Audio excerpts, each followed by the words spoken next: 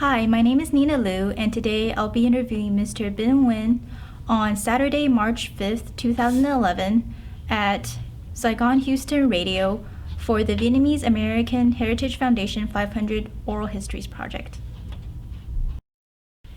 Hi, so today we'll be starting off with a few short questions beginning with where and when were you born and where did you grow up? Well, I was born in Vietnam, in the center of Saigon, and obviously I grew up there for 16 years. What was your relationship with your mother and father and or any siblings like? Very traditional, very Vietnamese, and typical Vietnamese families. Yeah, you can say that. Was your family large or small? I consider it's on average, consider my grandparents' generations, there are 10 siblings, for example, and my parents have only 3. So that's about average in the Vietnamese in the modern day, I think. When you were growing up, what were some of your favorite childhood memories? Like, did you play any games with friends or anything like that? Do we have games? Well, it was quite a difficult childhood, especially when my father and my family was in the previous Vietnamese in the army, and after 1975. Everything turned upside down. So it's not pretty after 1975. But we do work hard to earn everything we earn. We have to work very hard. Do you remember anything before 1975? Well, I was born after 1975, so I don't have anything before that. What was your relationship with your father like? How was your connection with him? It's interesting, but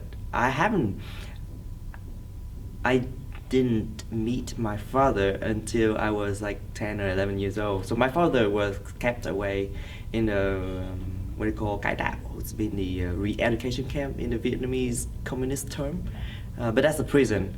And since I was born, I never see my father until he was released. That was in the time that I was about 10 years old. What was it like meeting him for the first time? What were your impressions? Oh, exciting. Well, it's just like something you have, but you don't expect to have, especially in Vietnam. You don't know when, there's like no sentence term. They kept my father in the prison, and you don't have any date of when he got released. So it's quite a big surprise, not only for us, the children, but also for the whole big family. But surprise, shocking, but happy. Did your father ever tell you any stories of when he was in the re-education camps, and if so, what kinds of stories? Well, before my father released, then I did went to visit him, like shortly before that with my mom, obviously.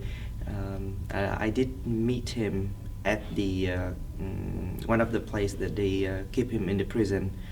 Not really much of his stories. I was too little for him to share any kind of hardship or any bad side of the life. Especially parents always keep the children at the good side, looking things as the positive side.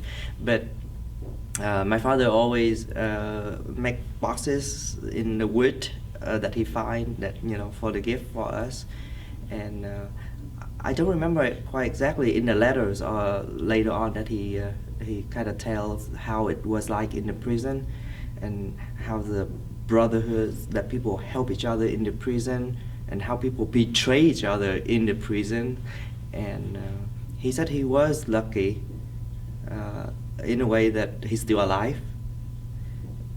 So that's pretty much a lot of stories. I think my parents up until now they reserve and hold it back. Sometimes it's memories that people prefer to leave it in the past, and they don't want to peel it out. When did you come over to the United States? 1992. What was that journey like? Well, consider more of the smooth journey compared with people who escape by boat or by feet on land. Consider that as also luxury because we arrive here by airplane. But there's a price for people who stay in Vietnam, and there's a price for everything that we earn here. But a journey here is also another thing that we don't know for sure, because nothing is sure in Vietnam. You don't even know if you're able to get out of Vietnam. You're not sure that you're actually able to come here until it's like unbelievable thing until you actually land your feet here. So I will learn that don't expect anything. I will learn that don't expect anything so that we won't be able to be disappointed. What kinds of experiences in not knowing your future have you tried to instill in younger generations for them to really appreciate their present? Oh, of course, that's my parent teach that we always have to appreciate what we have.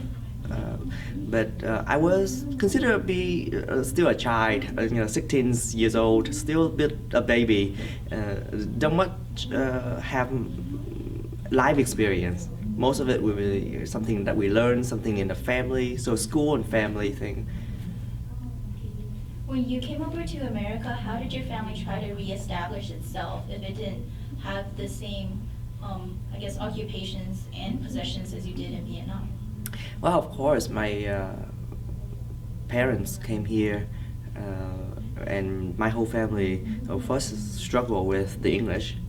We have to pick up everything from the ground, and the job that my parents did have is something considered as a labor job, because they cannot get a job. For example, my mom cannot get a job as a teacher, as she is in Vietnamese language.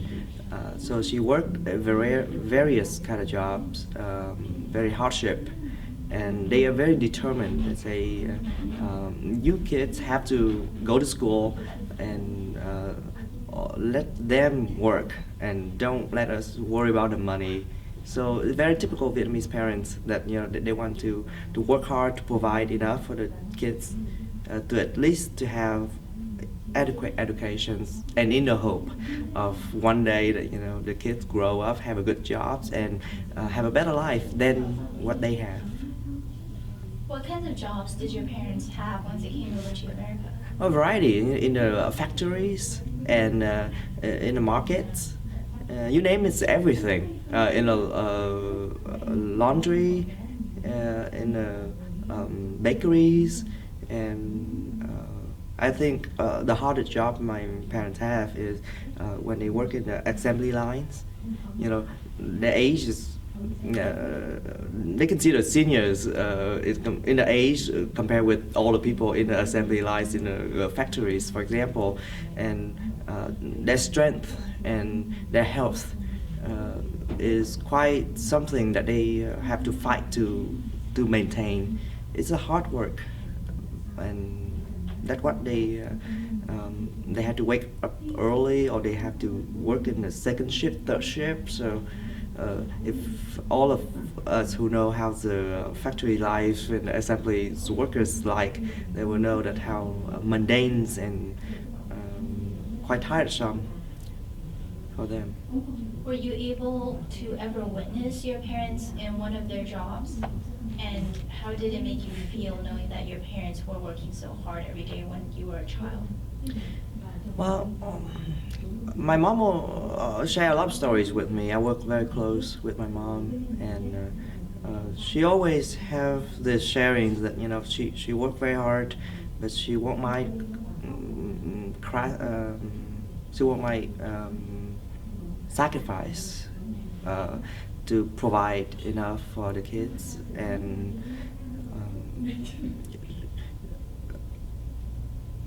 in the secret, I often catch my mom kind of behind the door, that crying, and sometimes it's like there's no reason. What happened today, for example? Is there something happening? and I learn now that she will feel pity for herself. She feel it's just hard in a feeling that she was somebody in Vietnam. She have education. She's in a rank that people respect. And now it's like life is turned upside down for her. That she become a kind of the lowest life in the lines of work and in the lines of society. That she become like nobody, and everybody able to call her and treat her not in any respect at all. So sometimes with that much of the change, she feel hurt, and it's kind of hard to explain, but she cry in the back, and she cry at work, for example. Just she feel it for herself that it's something that turned out that she don't expect, but she have to take it. What were your parents' lives like then back in Vietnam? Well, my dad was a captain in the infantry, so my mom was a teacher. So she teach even after 1975. She had to kind of work around a lot, so that's she able to maintain the teaching job. So at least that is something she able to do. In Vietnam, life in Vietnam, for example, teaching job is not what you earn in terms of money, but then the teaching job, that's how people survive in society. You have to have a job, but the money actually coming from most of you have some vendor, you create some kind of trading yourself, and you kind of learn from that how to survive. Do you remember going to school when you were in Vietnam? Were you old enough for that? And what were some of those experiences like? I went to school up until like 10th grade in Vietnam. And I was a good kid. I have a good grade. And I always have a questions of why do I have a good grade and being good and still being considered a second or third kind of citizens in the world. Of course, Vietnam back then to me is like, oh, I don't know anything beyond that. And my mom said, well, because we are Nguyễn. The term Nguyễn is the communists refer to us as the people who belong to the previous government that they took over in 1975. So in terms of opportunities, it's not something for us. Opportunity is something for those who are in the regime. So it gives us both of, we have to keep trying to be better and to go to school and to be good at, but also don't give it a hope. Being good in school, being good at what you do will earn you something. That is not a promise, and that's not something we know for certain. So that's kind of dead end kind of feeling in Vietnam. I think the more you grow up in Vietnam, the more you feel like there's a dead end for you in terms of future. Whenever you went to school in Vietnam, how did it compare to whenever you had education here in the United States? A lot of differences. I think in Vietnam, we do as we were told. And in the United States, I was able to take in something quite that I treasure, that we encourage to be different, we encourage to be ourselves, and we encourage to strive for something that we want. And that is like something not totally encouraged in Vietnam, and even considered bad in Vietnam. You don't challenge things in Vietnam. But in here, at least from high school and college, I learned that we have to challenge everything. We have to challenge ourselves to be better. and to achieve something, even something that beyond our reach, but at least we try. What kind of professions do your parents have now, and what do you yourself do as a job? Well, my parent retires. At least I forced my parents to retire because they have done enough for us, and all of their kids now is. My sister is a pharmacist, and I went to school. I have several degrees. Start out with biology and chemistry, and then I move on with MBA and administration in the hospital. So in terms of the professional degree, that is how it was like. But my passion is always with the media.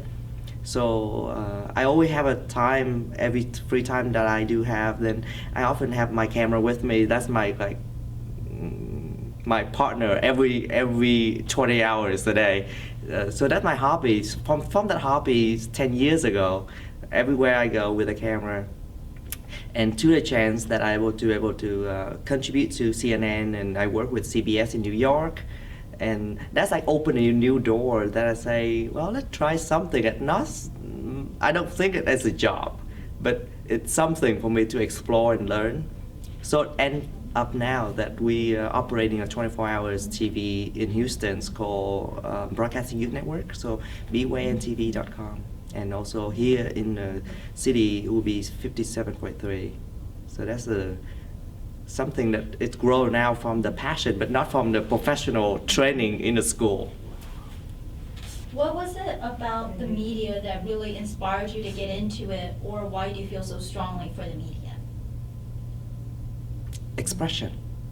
I love expression, and I want to encourage myself and everybody to express what they feel, what they think, and what they have any opinions. And that is something that I feel like so treasuring here, because that's something we are not allowed to have. That's something that is kind of banned in Vietnam. Now, you're not allowed to say what you think. You're not allowed to even express anything. So that is something in a contrast of, like for me, 16 years in Vietnam, everything we say have to be in a book. For example, every essay that we write, we have to end up with, well, we have to be trying to be good, to be the nephew of Uncle Ho, so that we contribute to the country and to the communists and all that crap.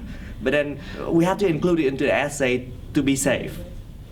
But in here, we can say as much of the freedom allowed that we can pretty much have nothing to kind of bar us from expression. So I think media is the means for us to express ourselves. As far as the media, how did you first get started, and how did it progress into what you're doing today? Well, started out with a hobby, as I do it just for fun. I start out with photography, so I do take pictures, and my angle is different. It's not like something pretty, something nice, as often people say or looking for in artistic photography. So my camera always look into something that very nature, very daily, something that you are angry at something or you are happy at something, but not knowing the camera is shooting the pictures. So I always take a pictures at the live as it is. So transforming from that to the video, when I bought my own video camera, so I took a lot of footages, consider that as a documentary type. I love that. And moving from that, I start to do news in terms of the story, narration. I put myself into descriptions of things that I see, and one thing leads to another. So I contribute to various radio stations like BBC, VOA, and moving on, then I contribute to CNN, and then I work with CBS News Path in New York. That's not a career. It's just I fight for it even when I work with CBS. the guys, executive producer, say, well, why are you want to get into this? You are in a chemistry, so you're totally in a no area of the media, and why you want to do this? I said, well, I just want to do this, so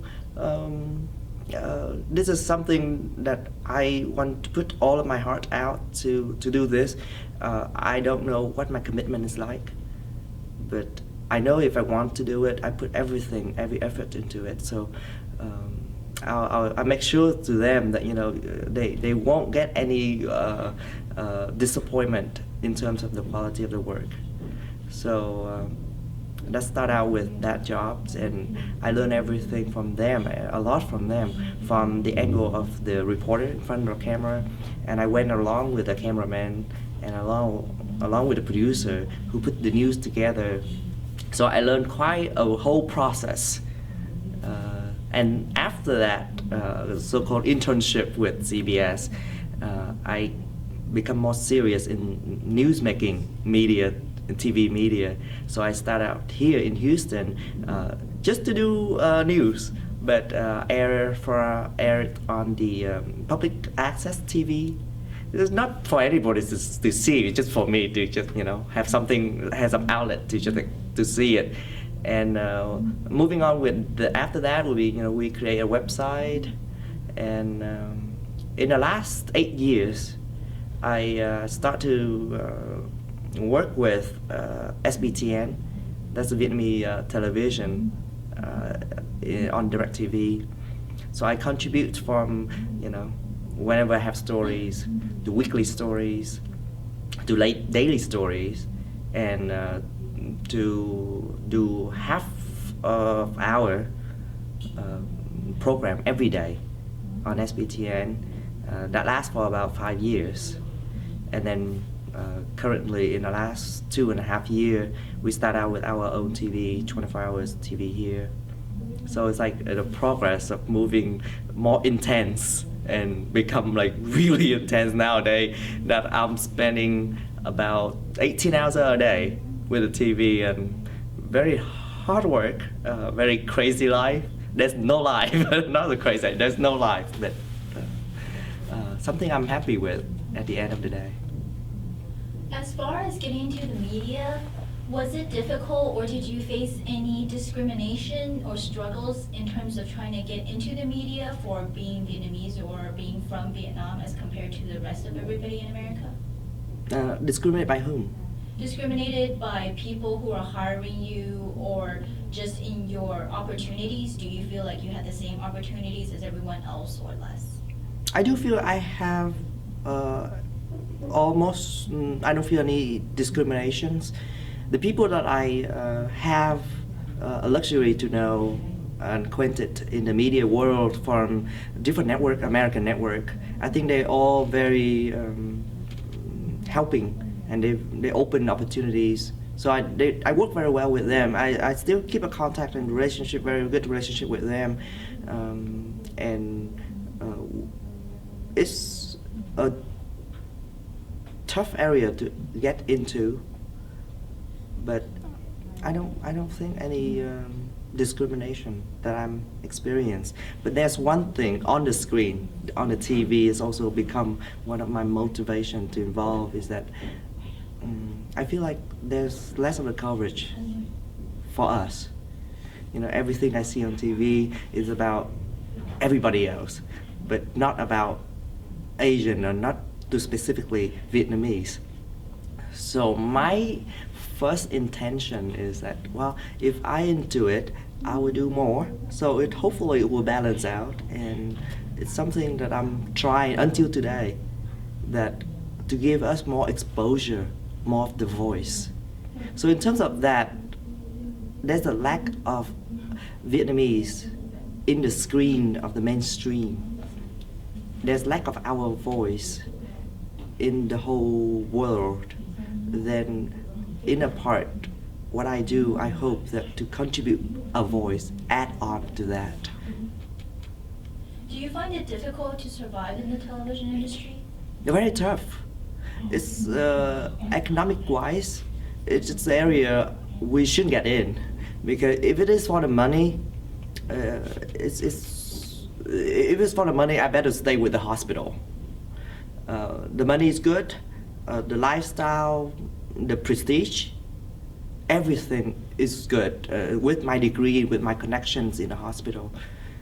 So it's in a way not a very wise choice that I'm kind of quit hospital and do media. But at the same time, this is something that there's a call. Sometimes that I feel like I'm fortunate that I'm able to do this. It's like a mission that I feel like I need to fulfill. What is one of the hardest difficulties that you face as far as being in this industry, and how did you overcome it? Or everything. Everything from technical. We have to improve ourselves and find ways to improve it, to be better. And sometimes I have no clue what else to do to be better, but I know I need to get better in terms of the content and the technical side of the presentation. And a challenge always facing us is financial challenge. Well, of course we have to make enough for expense, and there's competition. We are in a very small niche market, and the competition in the Vietnamese community is harsh and very, very sometimes unfriendly competition. So it's tough to survive, but if we are surviving, we have to be very strong. As far as the media, do you feel like Asians more or less help one another to help bring out the face of Vietnamese Americans in the media, or do they try to compete with one another? In the mainstream or in the Vietnamese media? In the mainstream. In the mainstream, I think we don't have that much of the choice. We do as assignments. I do try.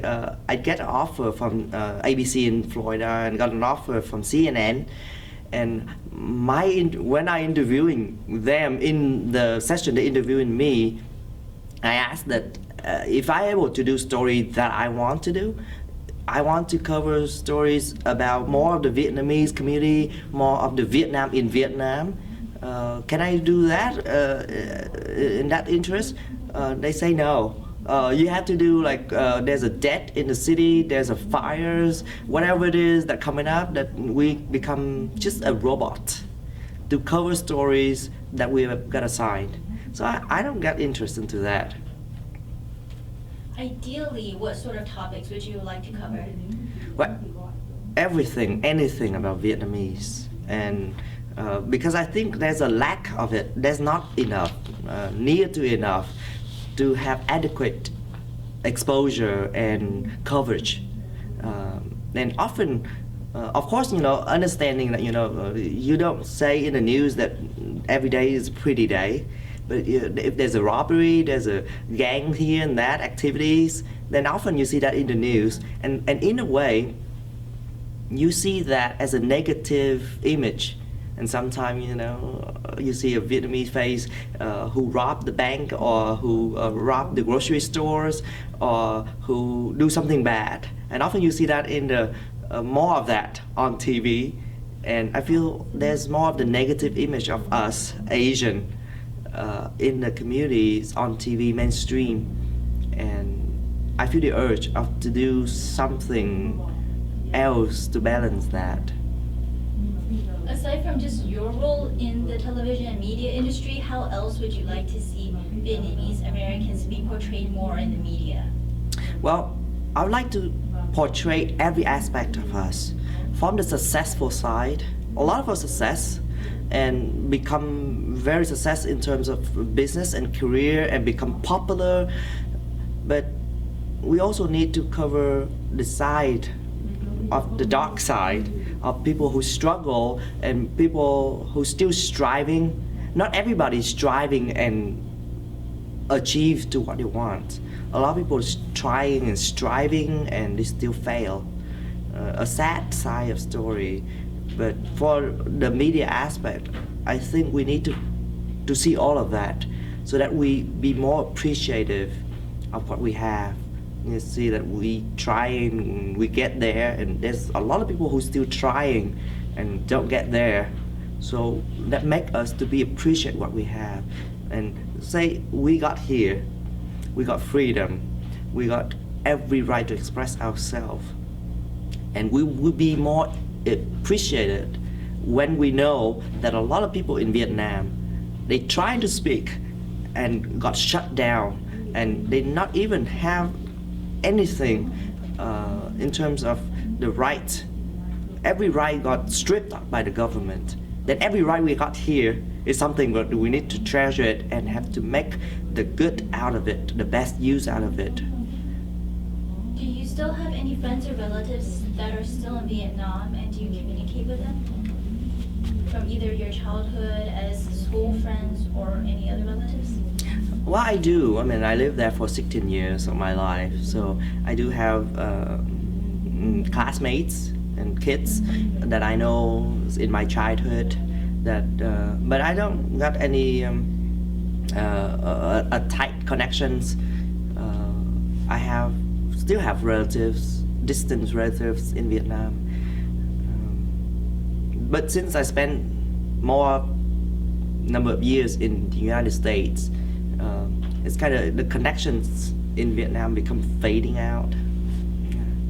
Have you ever gone back to Vietnam and visited, or do you plan to in the future? If not, I did went back for several missions that I do go everywhere, and of course with a camera with me. So I was able to take a lot of footages and images, and I do a lot of stories that it's end up in CNN or end up with ABC here in Houston, and or ends up with my TV here in Houston. So I went to Vietnam 3 times, and I think I have a different view.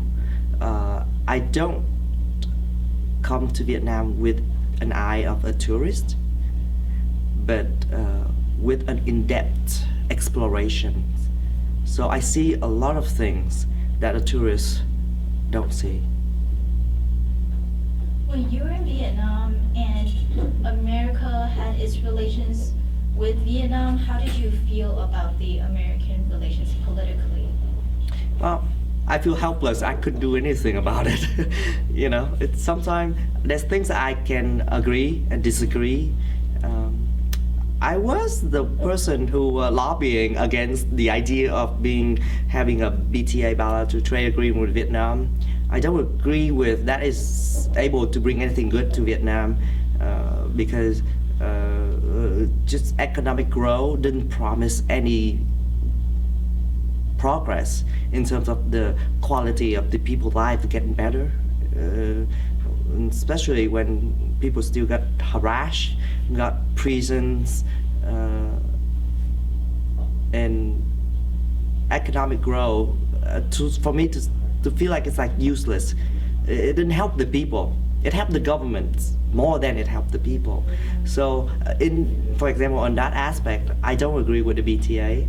But you know, what can I do? I mean, it's between the two governments. So a lot of disappointment and disagree, but also on the positive side, that gives me more energy to keep fighting, keep lobbying, and even though, you know, not necessary to result anything, but at least I say I try.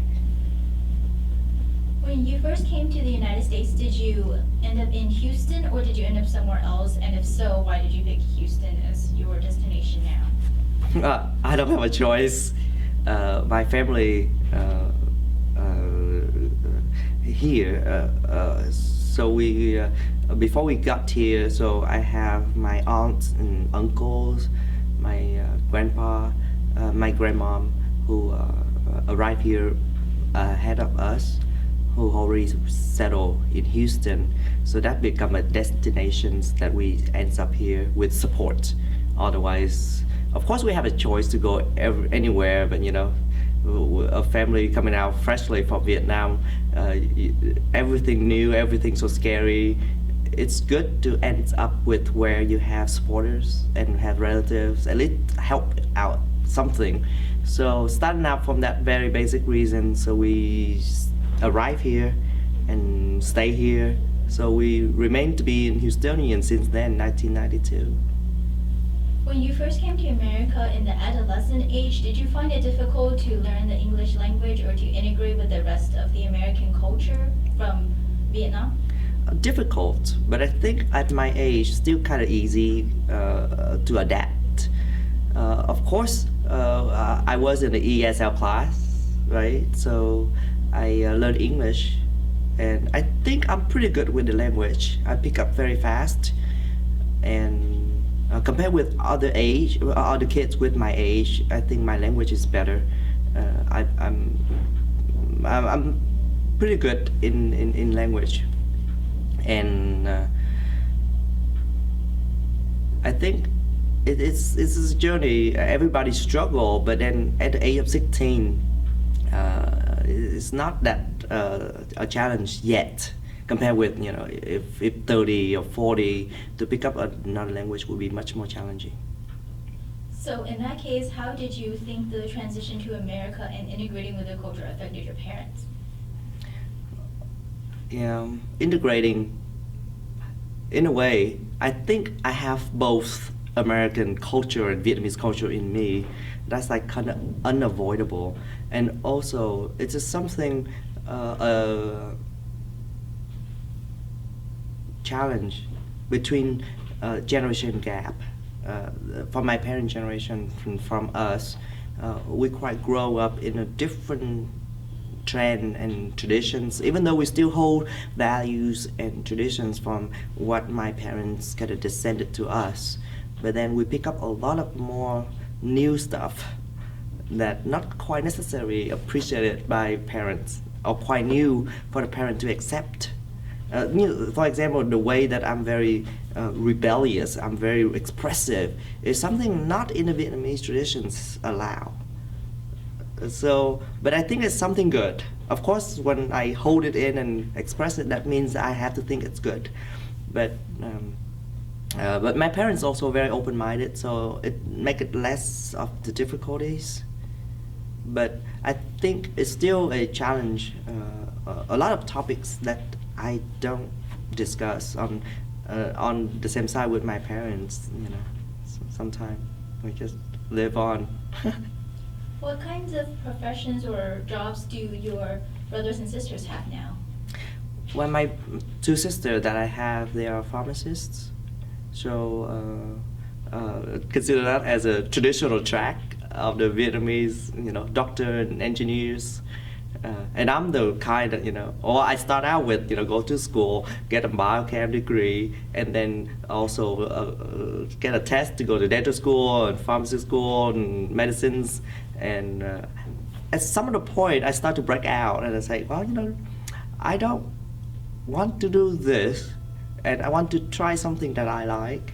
So I start to jump out to get a GMAT, and then I went to get to grad school in the chemistry. Just like totally a big jump, off from what the whole family expecting. And especially with the media right now, my parents still nervous, and they would say that, you know, shouldn't I be better with the hospital, and this media. Is it a job, or is it something that can be stable, or something? Even though they not oppose, but they still kind of nervous. But you know, so sometimes I have to keep convince my parents that, you know, it's important that for the kids to follow their passion. And what's the worst? You become jobless, you become unemployed, and you start over. Then I think of that, then my parents, you know, they don't have much of a choice either, so they say, well, you know, okay. For your sisters who are pharmacists, did they do that just to please your parents, or did they do that also because they enjoy it? Well, it's half and half. I think for example, my sister started out with her passion to be international relations, so she's very into the business. And well, with a lot of convincings in the family, so she's kind of shift her track to become a pharmacist. She's successful in the area that she tried, and she's easy to accept too, and she happy with where she is now. But for me, it's quite different. I'm always I think I'm the single boy in not only my family, but in the big family with my cousins as well. I'm quite different. I'm always try something different. So it's like the rebellious power is like really strong in me compared with other siblings or cousins. Others easier to get accept and don't really question much. But I do question. I question a lot. As far as Vietnamese Americans being portrayed negatively in movies and such, do you personally think that it would be better for Vietnamese Americans to be portrayed in a negative light in movies or not be portrayed at all and not have that exposure at all? Well, in the entertainment part, we have to have a drama aspect. So you don't have drama when you're happy, so you drama when you got everything in a big loss. So that's different in terms of a producer to look into it. But from a perspective of an activist, I would say I want to see more the positive side than the negative side, or at least show the positive first and then show the negative. But something we are able to do, then we can try. But a lot of things, for example, Hollywood, politics in Washington D.C., it's like beyond what we can do, and sometimes I should go with it. As far as your culture and heritage, do you consider yourself more Vietnamese or American or a little bit of both or in between? It's funny. I would always say I'm a Vietnamese American, and the more I become American, then the more I feel the Vietnamese trait in me gotten stronger. It's funny. I never think of the much of being a Vietnamese in Vietnam, but everywhere I go, every place that I visited, then I'm always reflect myself as a Vietnamese. So Vietnamese American would be a proper terms, I think, for me. I'm neither American, nor Vietnamese alone. I think I have both in me. What do you think your sisters would say to that? I think they would agree. I think we are in the same generations, sharing a lot of experience as we grow up, and a lot of effort that we have to do it here in America. So passing through all of what we have done, and we would most likely agree. Although you spent most of your life in America growing up, what are still some of the very traditional Vietnamese things that you would do in your household? Of course, we eat traditional Vietnamese food, and we do dress Vietnamese clothes, and in the family orders, we do have that manners.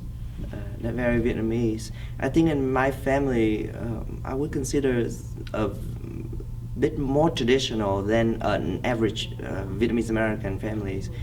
We are very more Vietnamese, and especially I become more conscious in terms of being Vietnamese when I'm more involved with the communities and involved with the media. That it helped me to learn more and to feel like we're responsible to be conservative. Even though I'm young and I have a lot of ideas that very liberal, but at the same time I do hold back a lot of traditional things. As far as being an activist, what sort of projects or ideas do you have in mind for the future to do to bring Vietnamese Americans more into the media life? To have people to like media. What sort of ideas do you have to bring Vietnamese Americans into the media more and have more exposure on them? Well, I think I always try to encourage people. I don't practice the force people into anything, but I do want to encourage people to get into the media if they feel like that's their passion, and it is a career of choice, but it can be something that you can do a lot.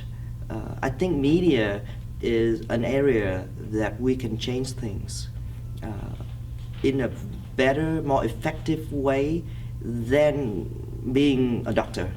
Being a doctor, you help out a person, a patient, but being a journalist, you help out the view of thousands and thousands of people. You help to kind of help a lot of more people to see things, and that's very important. I think people have to see things in different angles in order to see the need of do something about anything. Of course, you have to see things as social injustice to be able to say what we have to do about it. But if you don't even know about it, you don't see, then you don't know, then you don't have anything to do. So it's very important. Because you do work with Americans a lot on a day-to-day basis regarding the media, what do you think the general impression is for Americans of Vietnamese people in Vietnam? What do you think most Americans think of Vietnamese people? In Vietnam? In Vietnam or in the United States? Well, I think from the crowd that I got influenced, they very respected. They're respectful because reflecting from my own and everybody around, they think of Vietnamese as the people who are working hard, who are successful, who know what they want, and beyond the average compared with other minorities or other even compared with the Caucasian. Then Vietnamese is in a group of people that consider a good sample, kind of pioneer or the idealistic in a way. But at the same time, I do realize there is a negative view from the American or from the mainstream toward the Vietnamese community through several of the images that portray us as, you know, Vietnamese also have gangs member, and Vietnamese also have cheating on this, and you know, Vietnamese doctor cheating on Medicare, for example. But I hope that that is several individuals, that they would recognize that as individuals, but not as the whole community. That's not what I want them to see. But from that point, I don't know. I'm not sure. But I'm pretty sure from, you know, the professors that I hang out with and the colleagues that I work in the hospital or in the universities, they do have a very positive view. I think a part of it is from my contributions as they look through Vietnamese through me. As far as the younger generations of people, say students in college or students in high school who are Vietnamese American, how would you encourage them to be expressive and to challenge things, but at the same time still respect their elders and respect authority?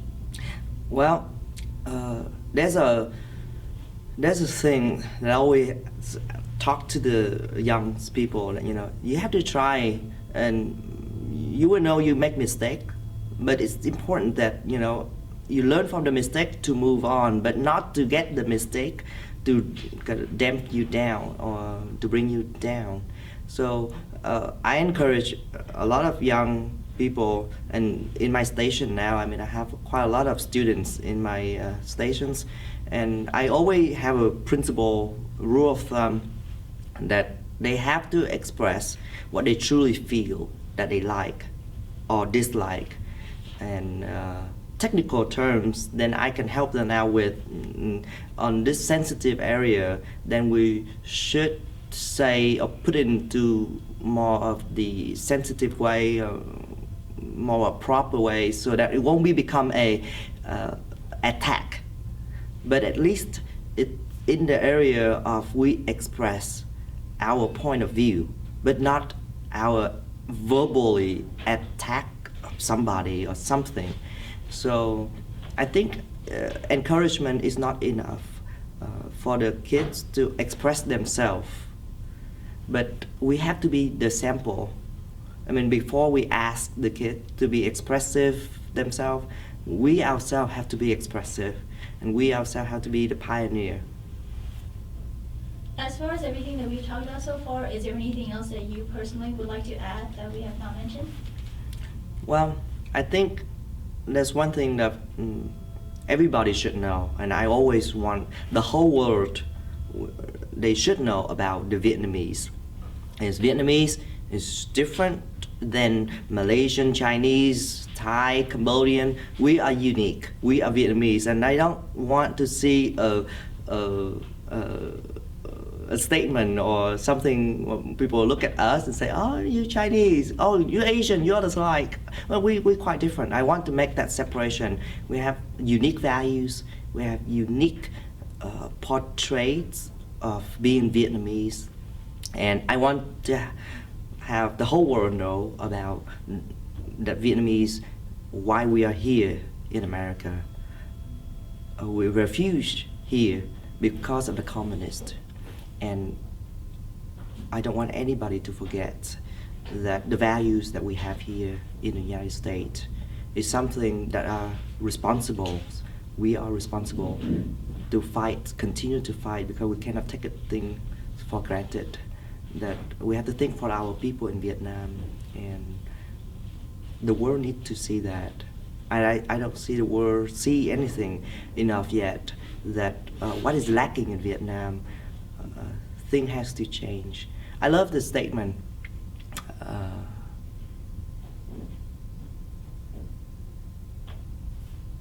In Poland, in the past, or Tunisia, just yesterday, but we want to see it in Vietnam tomorrow. Something change for the good, change for the sake of the goodness for the people. Thank you. I think we're pretty much done here. All right, thank you.